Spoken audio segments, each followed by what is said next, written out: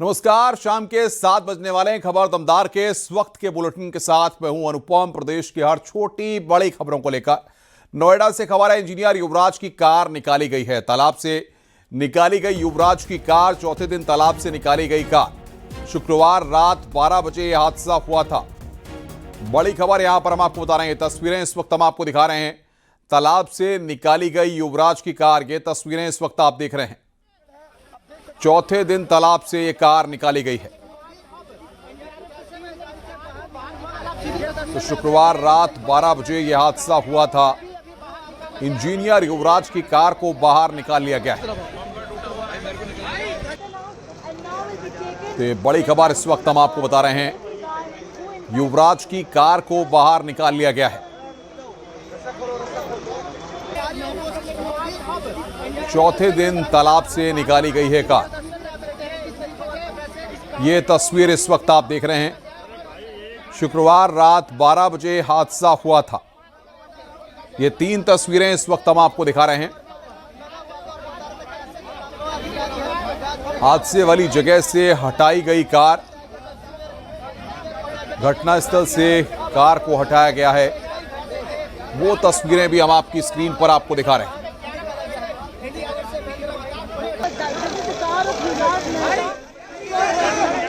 तो चौथे दिन तालाब से निकाली गई कार, ये तस्वीर इस वक्त आप देख रहे हैं। शुक्रवार रात 12 बजे हादसा हुआ था। नोएडा से खबर है। इंजीनियर की मौत के मामले में बिल्डर गिरफ्तार किया गया है। नामजद बिल्डर गिरफ्तार किया गया है अभय कुमार। एमजेड विस्टाउन का मालिक गिरफ्तार किया गया है। नॉलेज पार्क थाना पुलिस ने यह गिरफ्तारी की है। नामजद बिल्डर अभय कुमार गिरफ्तार किया गया है। एमजेड विस्टाउन का मालिक गिरफ्तार किया गया है। तो इंजीनियर की मौत के मामले में बिल्डर की गिरफ्तारी यहां पर हुई है।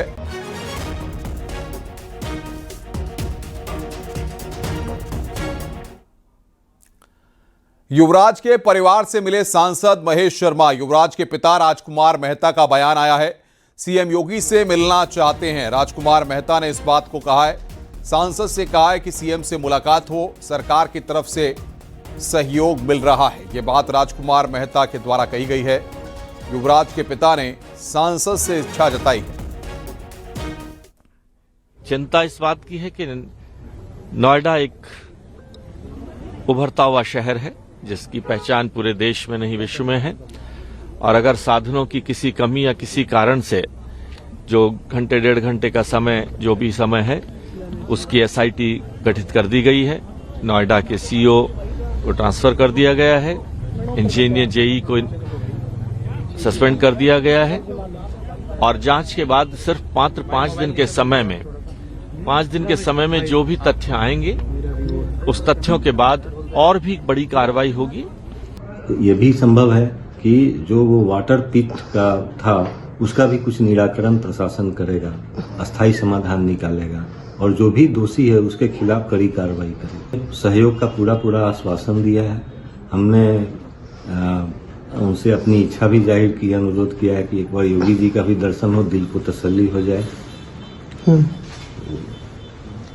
इसके लिए हमने उनसे आग्रह किया है, और शर्मा जी आए हैं, शर्मा साहब, और उन्होंने सारी उचित कार्रवाई, उचित सहयोग का आश्वासन दिया है। तो सरकार की तरफ से हम आश्वस्त हैं कि हमें सही सहयोग मिलेगा, उचित दिशा में मिलेगा। नोएडा में इंजीनियर युवराज की मौत केस की जांच तेज हो गई है। एसआईटी की टीम घटनास्थल पर पहुंची और करीब 30 मिनट तक घटना वाली जगह का मुआयना किया। अब पुलिस का एक्शन भी जारी है। मुकदमे के तीसरे दिन पुलिस ने बिल्डर अभय कुमार को गिरफ्तार कर लिया। युवराज की मौत केस में ताबड़तोड़ कार्रवाई चल रही है।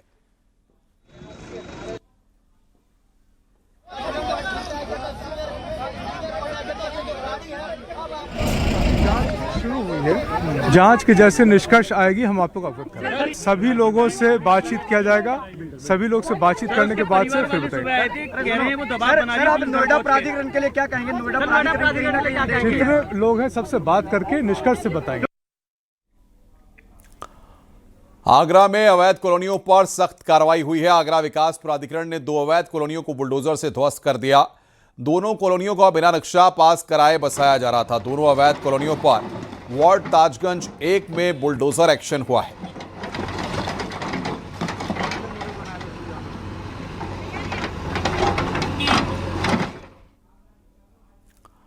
हाथरस में अतिक्रमण हटाओ अभियान के तहत पालिका की टीम ने सख्त एक्शन किया।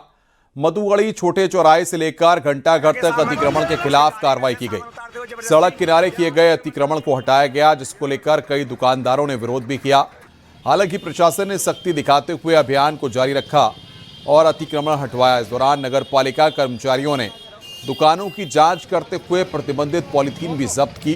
प्रशासन ने दुकानदारों को चेतावनी देते हुए कहा कि भविष्य में अतिक्रमण या प्रतिबंधित पॉलीथीन का उपयोग पाए जाने पर और कड़ी कार्रवाई की जाएगी।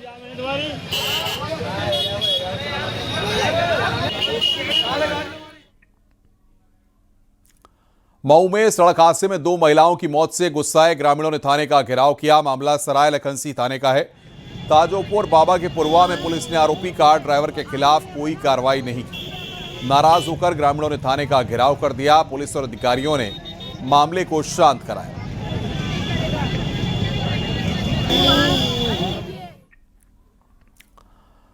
लखनऊ के केजीएमयू में लव जिहाद का आरोपी डॉक्टर रमीज मलिक पुलिस की कस्टडी रिमांड में है। कस्टडी रिमांड के दौरान डॉक्टर रमीज की निशानदेही पर उसके लखनऊ के फ्लैट से 2 लैपटॉप बरामद हुए हैं। सूत्रों के मुताबिक लैपटॉप में कई लड़कियों के आपत्तिजनक वीडियो मिले हैं। माना जा रहा है कि डॉक्टर रमीज ने अपने मोबाइल से व्हाट्सएप ग्रुप्स की चैट्स डिलीट कर दी थी, जो लैपटॉप में सेव हो सकती हैं। व्हाट्सएप ग्रुप्स की चैट्स हासिल होने पर धर्मांतरण के आरोपों पर पुख्ता जानकारी मिल सकेगी। दोनों लैपटॉप से अवैध धर्मांतरण संबंधी सबूत तलाशेगी पुलिस। रमीज से उसके आगरा के नेटवर्क से जुड़े अन्य लोगों के बारे में पूछताछ होगी। आरोपी डॉक्टर रमीज के 2 और उसके माता पिता के एक मोबाइल का डेटा रिट्रीव कराने के लिए पहले ही फॉरेंसिक लैब भेजे जा चुके हैं। केजीएमयू की महिला रेजिडेंट डॉक्टर को शादी का झांसा देकर दुष्कर्म, धर्मांतरण का दबाव बनाने और गर्भपात कराने का आरोपी डॉक्टर रमीज मलिक इस वक्त लखनऊ पुलिस की कस्टडी रिमांड में है। कस्टडी रिमांड 2 दिन की है। पहले दिन ही लखनऊ पुलिस ने डॉक्टर रमीज मलिक के किराए के फ्लैट से उसके 2 लैपटॉप बरामद किए हैं। लैपटॉप का डाटा रिट्रीव कराने के लिए उसे एफएसएल भेजा जा रहा है। शुरुआती जांच में ये बात सामने आई है कि उसके लैपटॉप में तमाम आपत्तिजनक वीडियोस मिले हैं। इन वीडियोस की भी जांच की जाएगी। इस बात को इस तरह से भी देखा जा रहा है कि किसी व्हाट्सएप ग्रुप से भी उसका कनेक्शन सामने आया है। व्हाट्सएप ग्रुप में कुछ चैट ऐसी हैं जिसमें कोड नेम्स का इस्तेमाल किया गया है। उन कोड नेम्स को डिकोड करने के लिए भी लखनऊ पुलिस रमीज मलिक से पूछताछ कर रही है। कन्नौज में एक युवक ने ऐसी हरकत की है जिससे पूरे शहर को शर्मसार होना पड़ा। दरअसल एक मनचले लड़के ने एक लड़की की गुपचुप तरीके से कुछ फोटो खींच लिए और गलत कैप्शन लिखकर अपने दोस्तों के ग्रुप में वायरल कर दिया। जैसे ही वायरल फोटो लड़की के परिजनों तक पहुंची तो उन्होंने जांच पड़ताल की और फोटो वायरल करने वाले युवक का पता लगाया। युवक का पता चलते ही युवती ने युवक को एक हॉल में बुलाकर थप्पड़ों की बारिश कर दी और मनचले युवक की पिटाई का वीडियो सोशल मीडिया पर अब तेजी से वायरल हो रहा है। साथ ही युवक अपनी इस गलती को कबूल कर माफी मांगता हुआ दिख रहा है।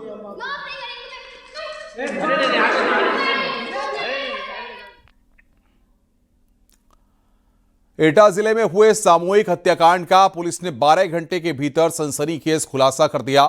बेटी की शादी के खर्च और पारिवारिक कलह में बेटे ने ही पूरे परिवार की जान ले ली। आरोपी करण शाक्य ने देर रात करीब 1 बजे आर्थिक तंगी और घरेलू कलह से तंग आकर इस वारदात को अंजाम दिया। बेटी ज्योति की शादी के लिए 4 लाख रुपए के इंतजाम को लेकर घर में लंबे समय से विवाद चल रहा था।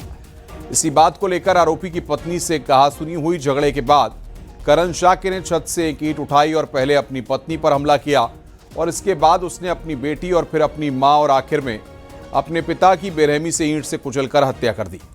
पुलिस ने सीसीटीवी कैमरों की फुटेज और सर्विलांस की मदद से कड़ी पूछताछ के बाद आरोपी कमल शाक्य को गिरफ्तार कर लिया। मर्डर वेपन था वो ईंट था जो घर के अंदर ही मौजूद था, छत से उठा के ले आए थे। तो ये सारी चीज़ें कनेक्ट करती हैं कि मर्डर इनके द्वारा ही किया गया है। इनकी स्वीकारोक्ति भी है इस मामले में। साथ ही जो इसके पीछे मोटिव आया, इनकी एक बेटी की शादी तय हुई थी जिसके पैसे के इंतज़ाम करने थे इनको, और इनके द्वारा ये बताया गया कि कुछ पैसों के इंतज़ाम कर भी लिए थे इनके द्वारा, लेकिन वो 2-3 दिन डिले हुआ। और जब ये खाना खाने गए तो इनकी पत्नी द्वारा फिर से पूछताछ की गई कि पैसे आपने दिए कि नहीं दिए, खाते में डाले कि नहीं डाले। तो इस चीज़ को लेकर के कि अभी नहीं डाल पाए, हम नंबर मांग रहे हैं, ऐसा करके हॉट टॉक हुआ। और इनका कहना है कि इनकी पत्नी के द्वारा कुछ इनको कड़े शब्द यूज़ किए गए, अभद्र चीज़ें ऐसी यूज़ की गई। मुजफ्फरनगर में तेज रफ्तार कार पलट गई। हाईवे पर कार पलटने की घटना सीसीटीवी में कैद हो गई। गनीमत ये रही कि कार में सवार लोग बाल बाल बच गए। हादसा नगर कोतवाली क्षेत्र में मुजफ्फरनगर सहारनपुर हाईवे पर हुआ। कार पलटने की घटना सीसीटीवी में कैद हुई है।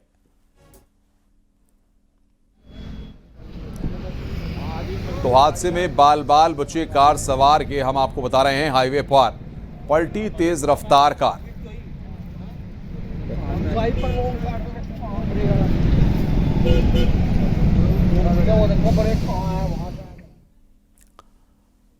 कानपुर से बड़ी खबर है। कुशाग्र हत्याकांड के 3 आरोपी दोषी करार दिए गए हैं। 22 जनवरी को सजा का ऐलान। कोर्ट ने रचिता, प्रभात और शिवा को हत्या का दोषी माना। कुशाग्र की हत्या और साजिश में शामिल ट्यूशन टीचर, उसके प्रेमी और साथी को दोषी करार दिया गया है। कुशाग्र के परिजनों ने दोषियों के लिए मांगी फांसी। 30 अक्टूबर 2023 को कुशाग्र की अपहरण के बाद हत्या कर दी गई थी। कुशाग्र घर से कोचिंग के लिए निकला था।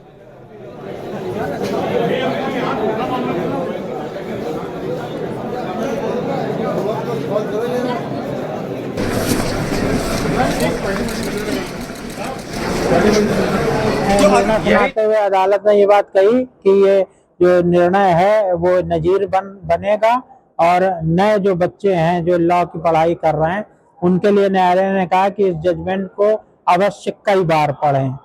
और इस मामले में अभियोजन द्वारा 14 गवाह प्रस्तुत किए गए।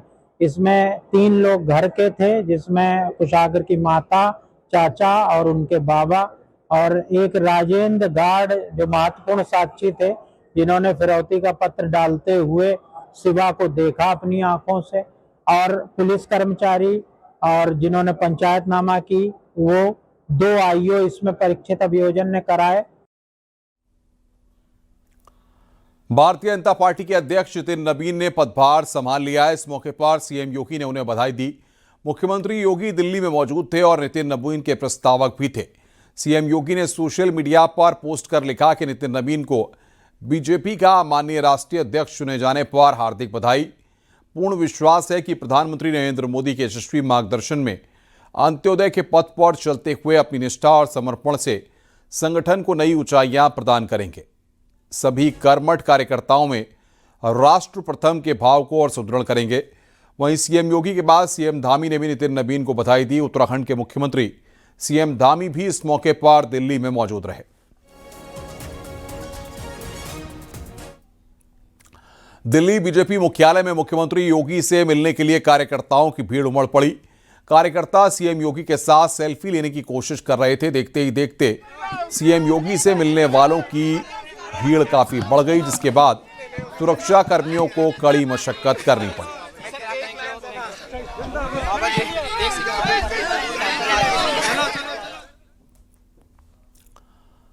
वहीं भारतीय जनता पार्टी के तमाम दिग्गज नेताओं ने नितिन नवीन को अध्यक्ष चुने जाने पर क्या कहा, आइए सुनते हैं।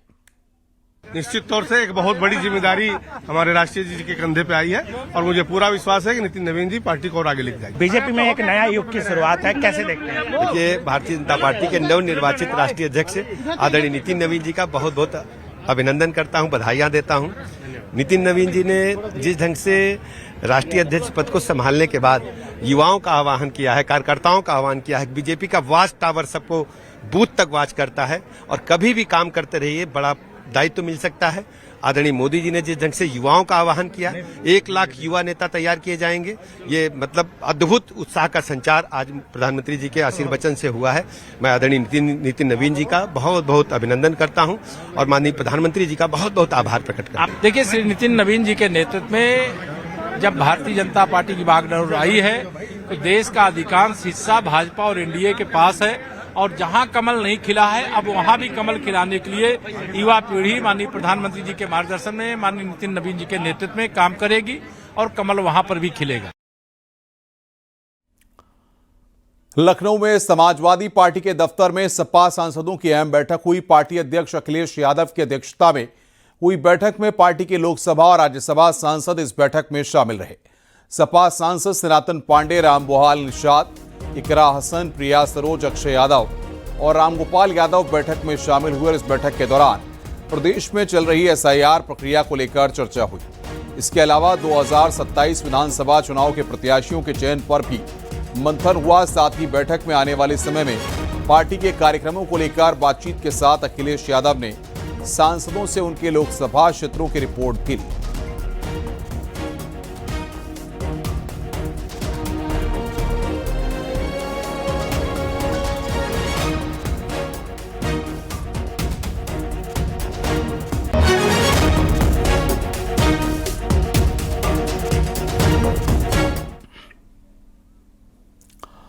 लखनऊ से खबर है, समाजवादी पार्टी के सांसद रामाशंकर राजभर ने AIMIM से गठबंधन को लेकर बड़ा बयान दिया है। बीजेपी को हराने के लिए सभी का स्वागत, समाजवादी पार्टी के सांसद की तरफ से बयान दिया गया है।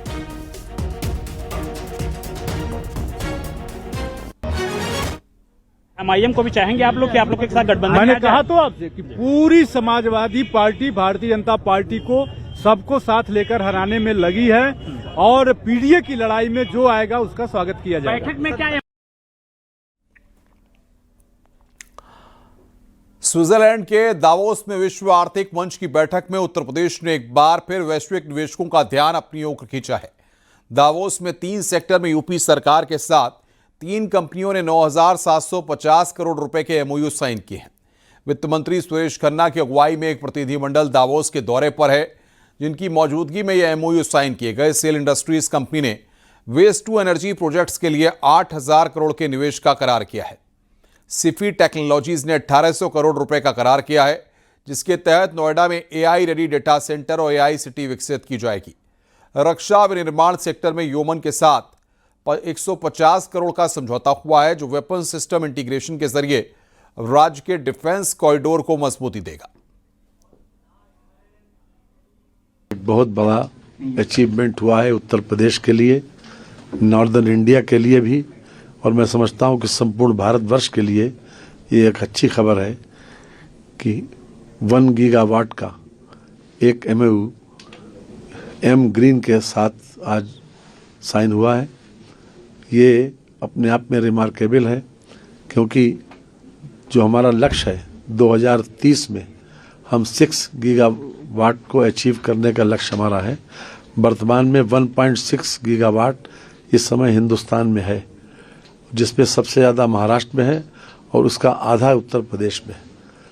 ये हमारे लिए एक बहुत बड़ा अचीवमेंट है और उत्तर प्रदेश में आदरणीय योगी जी की सरकार ने जो भी ट्रांसफॉर्मेशन किया, जो उत्तर प्रदेश में कानून व्यवस्था के साथ साथ विकास का पहिया तेजी से घुमाया, उसी का एक प्रतिफल है कि बड़े से बड़ा इन्वेस्टर आज उत्तर प्रदेश की ओर देख रहा है।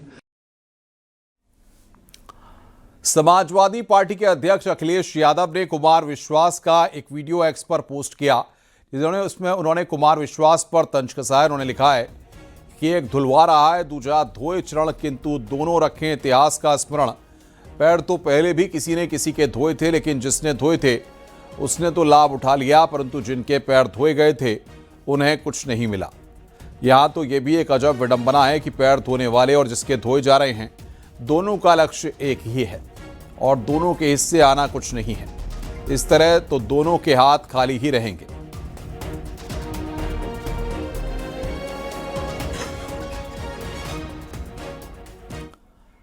गोरखपुर के इंफ्रास्ट्रक्चर में तेजी से विकास हो रहा है। इसी कड़ी में देवरिया बाईपास करीब 10 किलोमीटर लंबी सड़क को 4 लेन सड़क में तब्दील कर दिया गया है। यह सड़क रानीडीहा से शुरू होकर नहर रोड के पास में मिलती है।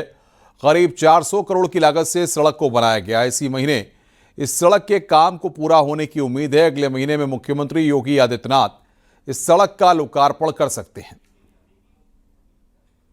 मुख्यमंत्री योगी आदित्यनाथ गोरखपुर वासियों को एक बड़ा तोहफा देने जा रहे हैं। अगले महीने में देवरिया बाईपास रोड का उद्घाटन कर सकते हैं। 9.5 किलोमीटर लंबाई इस 4 लेन को बनाने में करीब 400 करोड़ रुपए की लागत आई है और इसके बन जाने से एक बड़ी आबादी को राहत मिलेगी। और जो देवरिया से आते हैं, चौरी चौरा से लोग गोरखपुर शहर में बिना प्रवेश किए नौसड़ या लखनऊ जाना चाहते हैं तो उनके लिए यह एक वैकल्पिक मार्ग होगा और आसानी से लोग आ जा सकेंगे।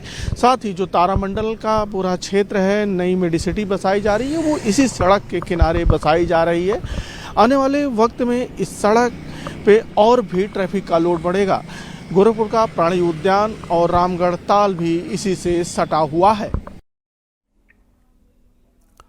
मऊ जिले के घोसी लोकसभा के पूर्व बसपा सांसद अतुल राय 6 साल बाद जेल से छूटने के बाद मऊ पहुंचे।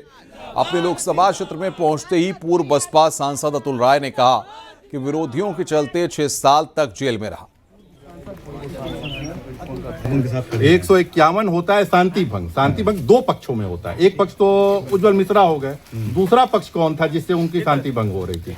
जो चालान होने चाहिए थे, अगर शांति भंग की आशंका थी 151 में, तो एक पक्ष उज्जवल मिश्रा हुए, दूसरा पक्ष कौन था वहां पर जिसकी वजह से शांति भंग हो रही थी? वह तो जनता के सामने आया नहीं, न मीडिया के साथियों को पता चला, न ही पुलिस ने बताने का कार्य किया कि कौन दूसरा पक्ष है।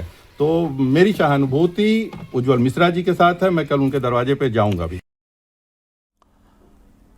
रायबरेली के सांसद राहुल गांधी ने पार्टी कार्यकर्ताओं और जनप्रतिनिधियों से मुलाकात के बाद आईटीआई ग्राउंड स्थित राजीव गांधी स्टेडियम में रायबरेली प्रीमियर लीग टूर्नामेंट का उद्घाटन किया, जहां पर राहुल गांधी ने ग्राउंड पर पहुंचकर टॉस किया और टीमों का उत्साहवर्धन भी किया। यहां के बाद राहुल गांधी आनंद नगर स्थित नगर पालिका के अध्यक्ष के घर पहुंचे, जहां उन्होंने नगर पालिका अध्यक्ष की बेटी को आशीर्वाद दिया। कुछ दिन पहले ही उसकी शादी हुई है। नाम बदलने की नहीं है अपमान किया है गांधी जी का, मगर वो उससे भी बड़ी बात कि जो हमारी गरीब जनता है उनका जो प्रोटेक्शन था वो हटा दिया गया है और जो हमारी 3rd टियर गवर्नमेंट की थी, जो डेमोक्रेटिक जड़ है एक प्रकार से, उसको काटा गया है। तो कांग्रेस पार्टी पूरे देश में मनरेगा को बचाने का आंदोलन कर रही है और जो हमारे 3rd टियर ऑफ गवर्नमेंट है और जो मजदूरी करते हैं उनकी प्रोटेक्शन के लिए हम खड़े हैं। आइडिया देखिए, आइडिया को आप समझिए। बाराबंकी के हरख ब्लॉक के दौलतपुर स्थित पद्मश्री रामशरण वर्मा के फार्म हाउस पर बीजेपी के वरिष्ठ नेता विनय कटियार पहुंचे। पद्मश्री रामशरण वर्मा ने उनका जोरदार स्वागत किया। समय समय पर ये खेतों को भी बदलते होंगे जी, तभी अच्छा सब जो भी फसल पैदा होती है वो उसी कारण से होती है और बहुत इसमें मेहनत करना पड़ती है, तभी जा कर के अच्छा यहाँ फसल पैदा हो रही है जी। हम लोगों के यहाँ भी बहुत बड़े बड़े खेत हैं, बढ़िया हैं जी जी जी, तो उसको भी इन्होंने मात कर दिया है। बुलंदशहर में रायबरेली में समाजवादी पार्टी प्रमुख अखिलेश यादव और कांग्रेस नेता राहुल गांधी को लेकर लगाए गए कप्तान वाले पोस्टर पर सियासी बयानबाजी तेज हो गई है। इस पूरे मामले पर राजस्थान और हिमाचल प्रदेश के पूर्व राज्यपाल कलराज मिश्रा ने बयान देते हुए विपक्ष पर तीखा हमला बोला। हम सभी को प्रदान किया है समस्त जन समुदाय की तरफ से आपके चरणों में। बागपत में एक युवक के सुसाइड करते हुए वीडियो सोशल मीडिया पर खूब वायरल हो रहा है। वीडियो में युवक पुलिस प्रशासन पर गंभीर आरोप लगा रहा है। युवक का कहना है कि उसने पुलिस की प्रताड़ना से परेशान होकर एक कदम उठा रहा है और साथ में एक मुकदमे में पुलिस की ओर से मारपीट किए जाने का आरोप भी लगाया गया है। केवल मेरी मौत का जिम्मेदार बागपत पुलिस प्रशासन होगा जी। मैं इस पुलिस से बहुत तंग आ लिया जी।